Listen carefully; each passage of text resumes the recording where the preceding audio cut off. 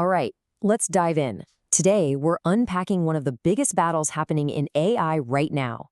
It's all about speed. We're talking about the race to build an AI that can see and understand the world, well, basically in real time. And the name of the game is object detection. So picture this. You've got a drone, and it's zipping through this gigantic warehouse. Its mission? Count every single package in the blink of an eye. Now, for that to work, its AI brain has to pull off a really tricky balancing act. It's got to be perfectly accurate. I mean, you can't miscount anything, right? But it also has to be lightning fast to keep up. And that right there, that's the heart of the problem we're digging into.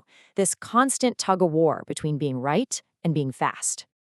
All right, so first things first, let's break down what we're even trying to get this AI to do. What's the goal here? You know, when you boil it all down, object detection is just about teaching an AI to answer two really basic questions about a picture. First, what's in this image? You know, is that a person, a car, a dog? And second, okay, and where is it? And to answer that second question, the AI literally draws a box around each thing it spots. We call that a bounding box. So in a perfect world, what the model spits out is a super clean, easy-to-read list. For every object it finds, it tells you, okay, here's the person, here are the coordinates for their box, and I'm 99% sure I'm right. Then, here's the car, here's its box, and I'm 95% confident. It's basically telling us how sure it is about each guess, which is absolutely critical. Okay, so if this is a competition, we need some rules, right? We need a way to keep score. So how do we actually measure if one AI model is better than another? Well, it really boils down to two things. How accurate is it, and how fast is it? So the first thing we look at for accuracy has this kind of technical name, intersection over union, or just IOU. But forget the fancy name. Just think of it as a percent overlap score. It's super simple. We take the box the AI drew and compare it to the perfect answer box. If the two boxes line up perfectly, boom, that's a score of 1.0. The more they overlap, the higher the score. Easy. But just drawing a good box isn't the whole story. There's this other balancing act we have to worry about. And it's between two ideas, precision and recall. So precision is all about asking, of all the things I pointed out, how many did I actually get right? It's about not making junk predictions. Then you've got recall, which asks, of all the real things that were in the image, how many did I actually manage to find? That's about not missing anything. And here's the catch. You can't just be good at one. A truly great model has to nail both. So how do you roll all of that, the good boxes, the precision, the recall, into one single grade? Well, that's where something called MAP comes in. That stands for mean average precision. The best way to think about it is like a final GPA for the model. It's the one number that tells you how accurate it is, all things considered. So whenever you see a new AI model being announced, this is the score everyone's looking at. And just like a GPA, higher is always better. Okay, that's accuracy. Now let's flip the coin and talk about speed. Because what's the point of being accurate if you're too slow? The magic number everyone's chasing is real-time performance. And for video, that means one thing, 30 frames per second. It has to keep up with the video feed or it's basically useless. Any lag, any delay, it's a total deal breaker.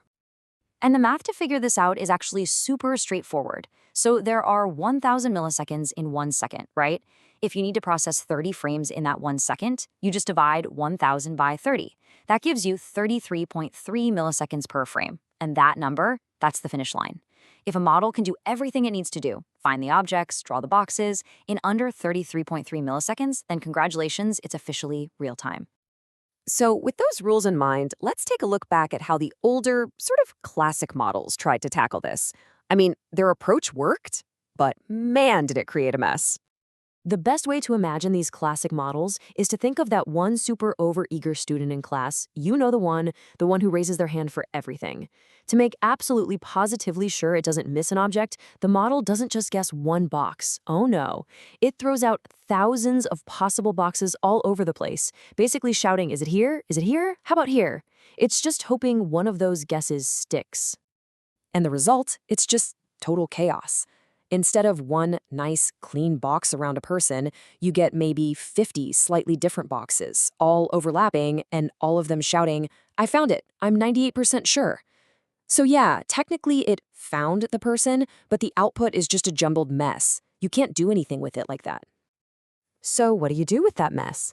Well, engineers had to come up with a solution. They basically bolted on an extra step to the whole process, a cleanup crew that comes in after the AI is finished making its mess. This cleanup step is called Non-Maximum Suppression, or NMS for short, and it's actually pretty clever. Here's how it works. First, it looks at all those messy boxes and picks the one with the highest confidence score, the most certain guess. It says, okay, this one's the winner. Then step 2, it just deletes or suppresses every other box that's touching it. And it just keeps doing that. Find the next best box, delete its neighbors, until all you have left are the single best predictions. Okay, so this is the absolute key takeaway right here. NMS, it works. It cleans up the mess. But, and this is a huge but, it's a bottleneck. It's a whole separate job that has to run after the main model has already done its thing. So that total time we talked about, that latency, it's not just the model's processing time anymore. It's the model's time plus the NMS cleanup time. And that extra step, well, it costs time. Precious, precious milliseconds.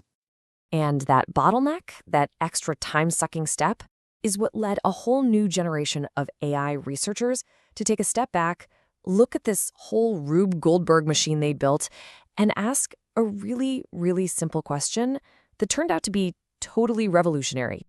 They pretty much just said, wait a minute, this is stupid, right? Why are we designing these incredibly complex models just to have them create a giant mess that we then have to spend more time and more computer power to clean up?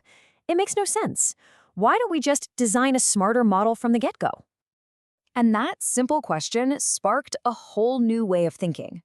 End-to-end design. The idea was, let's build a model that's smart right out of the box. Instead of making thousands of wild guesses, these new models are built to be way more direct. They're designed from the ground up to produce only the final clean boxes. No mess, no fuss, and, most importantly, no cleanup crew needed. And the result is, well, it's a game changer. With these new end-to-end models, that NMS step is just gone. It's been completely eliminated. So your total time, your latency, is just the model's thinking time. That whole bottleneck, that entire extra step that was slowing everything down, it's just gone. And that brings us right up to today, and to the heart of this big AI speed battle that's happening right now. What we're seeing is this incredible clash between two totally different ways of thinking. So in one corner, you've got the classic approach. Think of models like the super popular YOLO-v8. They're still using that two-step dance. Model makes a mess, NMS cleans it up.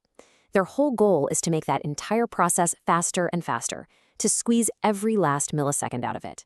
And then in the other corner, you have the new end-to-end models, like RTD-TRAR. They're already faster by nature because they don't have that NMS cleanup step. So their challenge is different. They have to prove that they can be just as accurate, get that super high MAP score, while also having this built-in speed advantage.